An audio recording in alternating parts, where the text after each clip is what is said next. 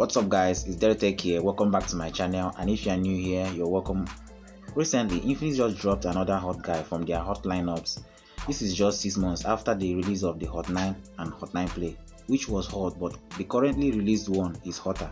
And to me, this device is hotter than hot, which is the Infinix Hot 10. On picking this device, you will get a beautiful body design which comes with a variety of colors, but before us here is the ocean wave color, which is crafted with laser engraving at the back.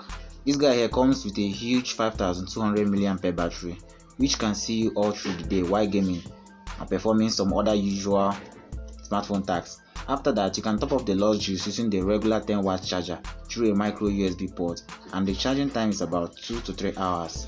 With this huge 5200 mAh battery, the Hot 10 weighs about 185 grams with a thickness of 8.9mm. For the build quality, this phone is made out of plastic, which is a polycarbonate, on the back and on the frame. On the front of this device is an IPS display of 6.78 inches HD+, which is an Infinity O display. Note that this is not a high refresh rate display, it is just a 60Hz refresh rate. Below the display is a little bit of chin, and the screen to body ratio is fair enough for me, but some won't care about the slightly larger bezels on the sides. On the software part, this phone runs on Android 10Q. Slapped on top of it is the XOS 7.0 Dolphin, which comes with a lot of pre-installed Bluetooths such as apps and games. You can also get size smart panels, screen records, and some modes such as game mode, WhatsApp mode, and bike mode, which I see myself not using, though game mode is set on default. The major highlight of this phone is the processor, which is a MediaTek Helio G70, built on 12nm architecture. This is the same processor seen on the Note 7 and is said to be a gaming center chipset.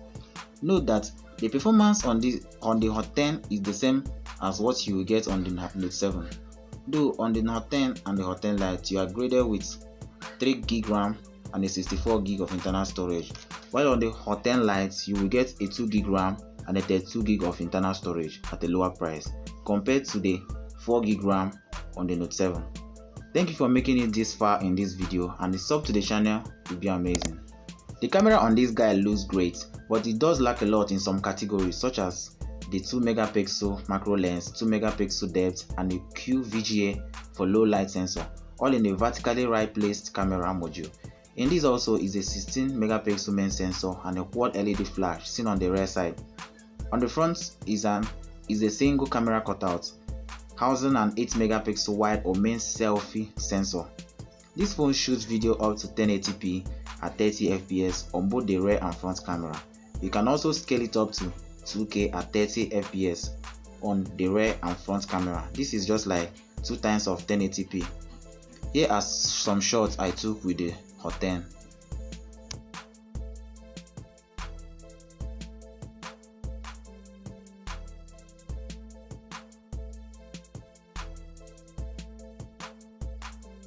Currently, I'm filming with the front-facing camera of the Infinix Hot 10, capped at 1080p resolution. And here's how the audio sounds like. At the bottom of this device, you will get a 3.5mm headphone jack, a microphone, a USB port, as well as a micro USB port, and the speaker grills. Note that this phone does not have a stereo speaker. On the right side is the tray for SIM card and SD card, while on the left is the volume button above the power button. At the top is nothing. The fingerprint sensor is mounted on the back, which is best for most persons, especially me. This is how fast the fingerprint is while unlocking the phone. You can also use the Face ID to lock your phone if you are a fan of that.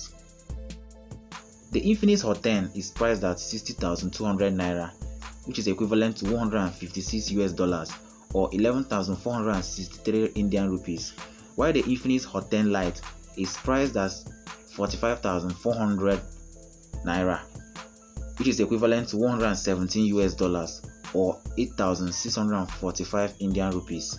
In my conclusion, I believe that while Infinix was making this phone, they had two kinds of people in mind, which are: 1. Those who wants a phone with a good processor that can handle most games at a cheaper price. Secondly, those who wants a phone with a large or huge battery which can last them for like 2 to 3 days on a single charge at a low price, especially for those in regions with less power supply. If you fall in any of these categories, let me know in the comment section below, and if you don't, let me know also which category you fall into. If you like this video, kindly give it a thumbs up, and please subscribe to the channel as we are on our way to 100 subscribers.